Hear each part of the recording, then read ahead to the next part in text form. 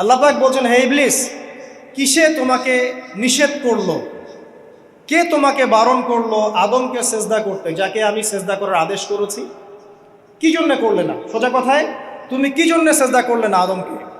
মানে আঁকা, তোমাকে কে বারণ করলো? এবার ইবলিস তার দলিল পেশ করছে। সে বলছে যে ক্বালা আনা খায়রুম মিন, সে বলল আমি আদমের চাইতে উত্তম। আসসালাতু খায়রুম মিনান নাওম, এটা জানেন না? ঘুমের চেয়ে নামাজ উত্তম। ঠিক এভাবেই সে ইবলিস বলছে কি, আনা খায়রুম মিন, আমি তার চেয়ে উত্তম।